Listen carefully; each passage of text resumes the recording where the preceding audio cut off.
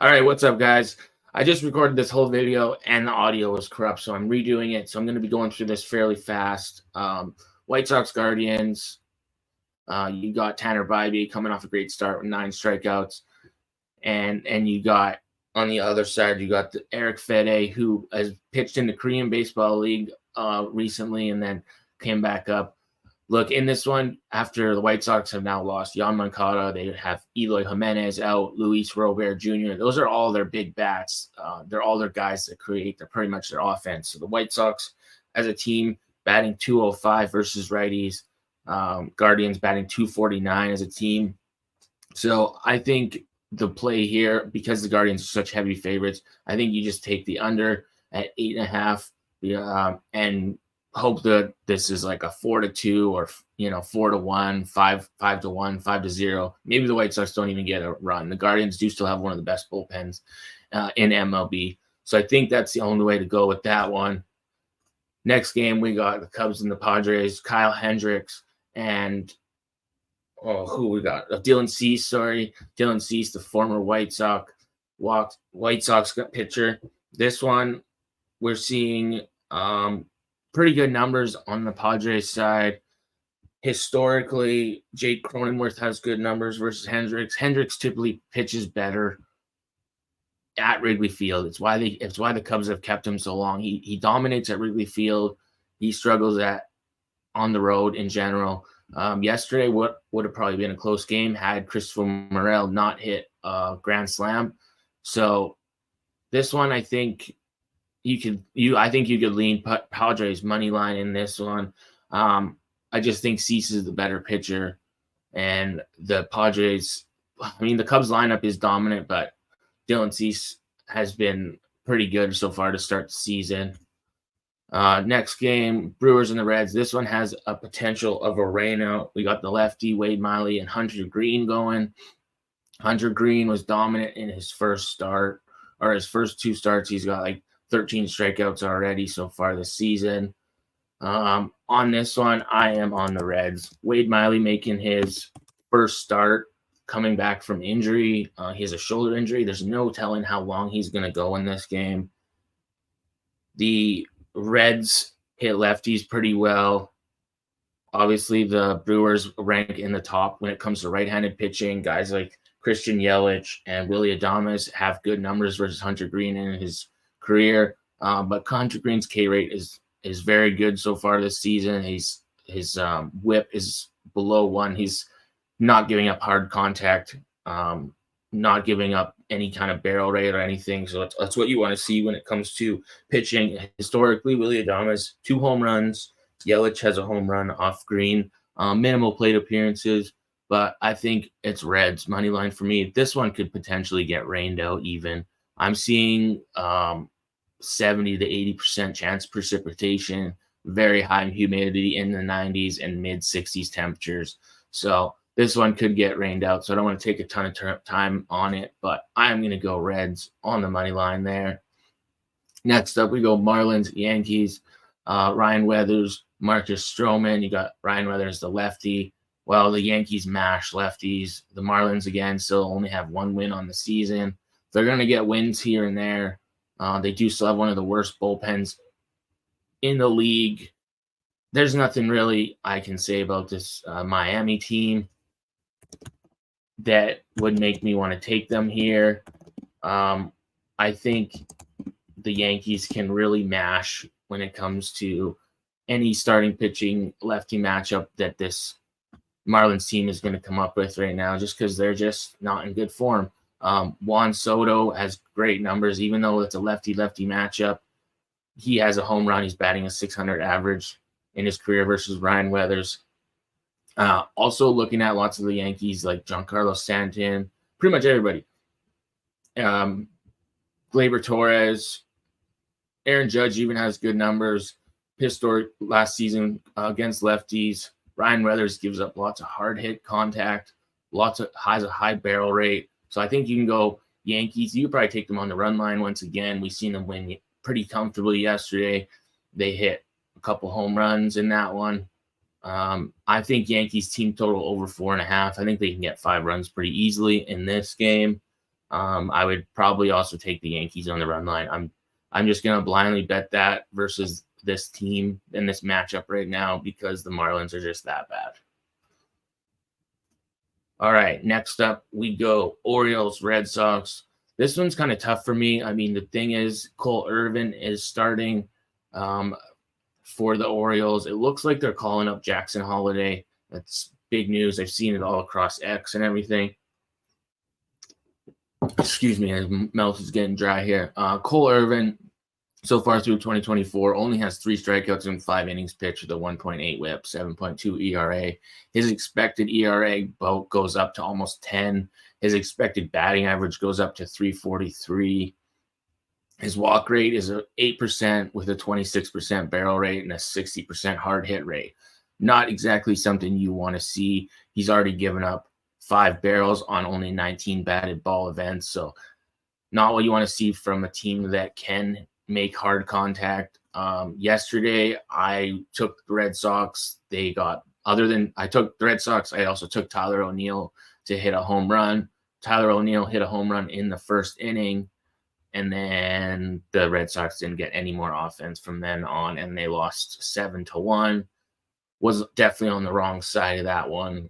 Didn't like the price I was getting with the Orioles in that situation, so I took the dog. Didn't like it, but hitting Tyler O'Neill made up for it. Cole Irvin last season had a 1-4 record, 4.42 ERA in 77 innings pitched, whereas Cutter Crawford pitched 129 innings. He gave up no runs in the start versus Orioles. As a team, head-to-head, the Orioles are 6-4 as far as wins in the last 10. You're seeing 4-5-1 to the under. So we do see a lot more unders than overs in these ones head-to-head. Cutter Crawford in his last start, 4.2 innings pitched, 1 earned run. So far, he's only given up 1 earned run, no home runs. He's got 12 strikeouts through 10 2/3 innings. Definitely something you like to see. Cutter Crawford expected ERA sitting at 1.62 and his expected batting average at 0.141. So really good expected numbers here. His hard hit rate is could be a little bit better yet to start the season, but his barrel rate is very low, so that's good already to start the season. He's got a 0.84 whip. So starting the season in great form. He has yet to get a win, but he can also be a ground ball specialist too. So I kind of lean to the under again in this one at 9. The weather in Fenway, obviously Fenway is more of a hitter-friendly ballpark.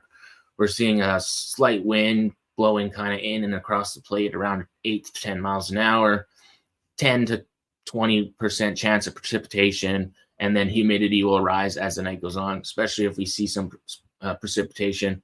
But with the total at 9, I kind of lean to the under.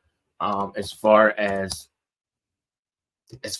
like a side on this one's really hard for me. These bullpens match up pretty evenly. Maybe the Red Sox in the first 5 innings. This is not my favorite game. I just can't get a good read on one side or the other. Like the Orioles can have a potent offense at any time. The Red Sox right now are 5-0 to start the season as favorites. There's just not a lot of data. Both these teams are 0-2 in the second game without a day off. So I think Cutter Crawford is just a little bit better pitcher here. So I think the Red Sox first 5 money line. This has the potential to push that way. Red Sox first 5 money line. Because this game is so close to being a pick-em, we could take the Red Sox in the first 5 innings, don't take the bullpens out of it, hope that the Red Sox get to Cole Irvin enough and they just are up by 1 run. If this game's tied after 5 innings, you get your bet back. If the Red Sox are up, you win. Obviously, if the Red Sox are losing after the first 5 innings, you would lose. But I think the Red Sox first 5 money line is going to be the play in this one. All right, so the next game we go to Truist Park where the Mets are taking on the Braves. Jose Quintana, and it looks like it's going to be Alan Winans. This guy, Alan Winans, made his Major League debut for the Braves last season. Started 6 games. He had a 5.29 ERA. Only got 1 win in those games.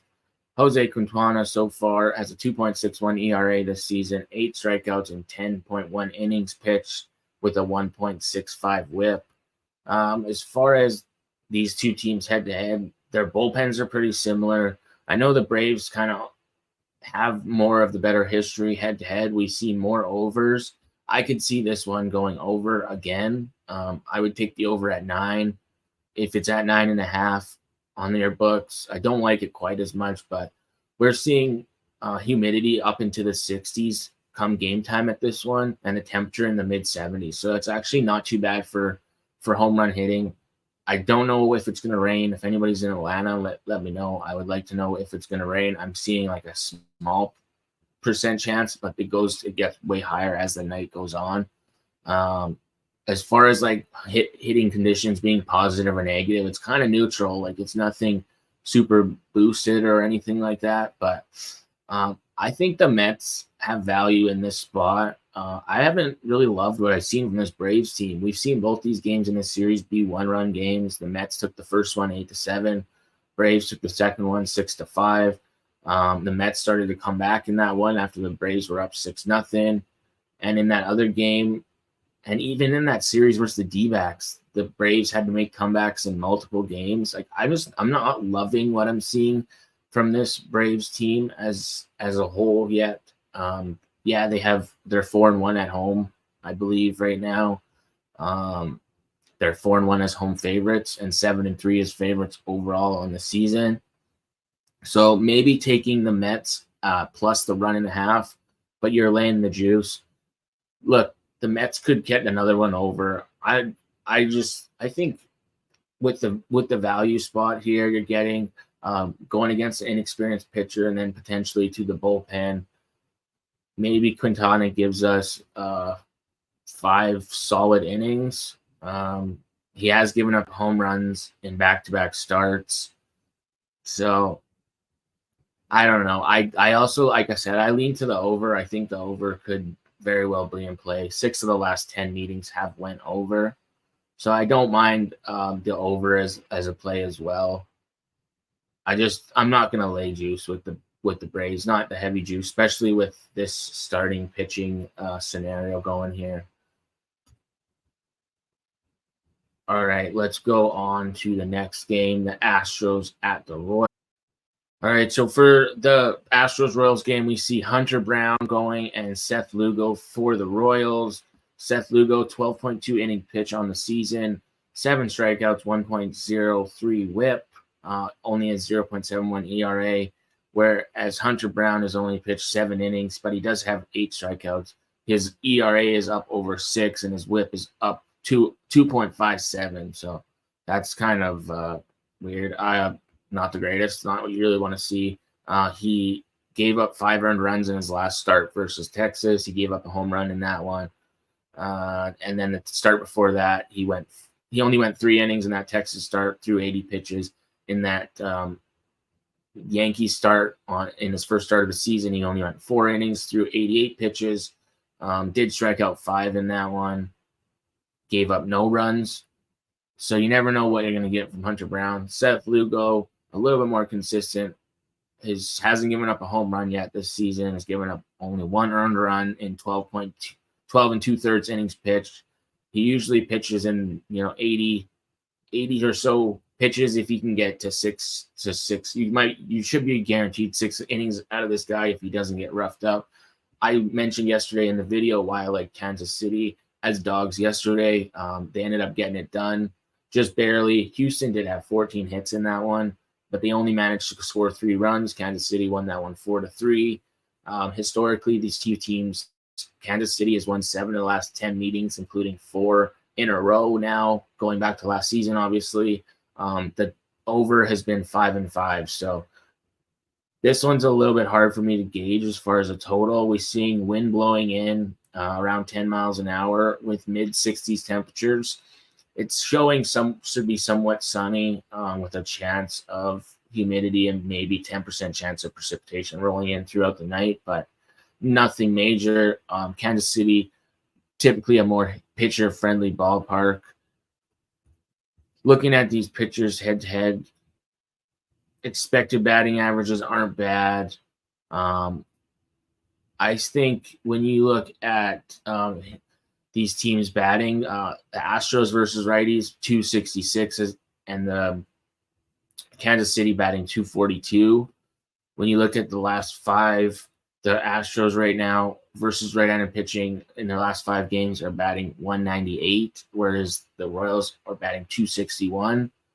So there's a pretty big discrepancy there. Bullpen-wise, the Royals have actually been slightly better. Only given up, their bullpen has only given up 1 home run, whereas the Astros bullpen's given up 7 with almost a 5.0 ERA. The Royals have 4 saves, 3.94 ERA on the season. So I'm going to lean to the Royals plus 1.5. Honestly, I wouldn't be surprised if the Royals won again. The Astros have started the season 4-8. They're not in the greatest form right now. So I'm just not. This line opened at minus 135 last night. It's already dropped to minus 120. I think the books are asking for the action on the Astros now. So honestly, I think the Royals is the play. They just, for some reason, they just have good numbers versus the Astros, and I'm just not going to lay any sort of juice with the Astros right now until they show me that they can be a little bit more consistent. All right, so I'll take that one there. And I think this is looking like we got the last game of the night here, the Athletics at Texas Rangers in Globe Life. All right, so going for this one, you got Ross Stripling and Cody Bradford for the Rangers.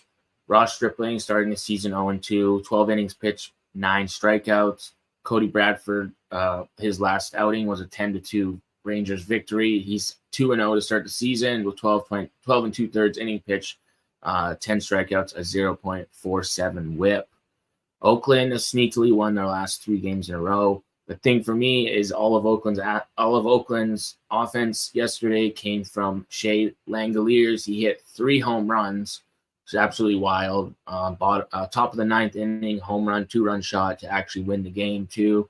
The Rangers just couldn't do anything after that. They lost 4-3. I had the Rangers in a parlay in that one, so I was pretty upset because they should have not lost that game.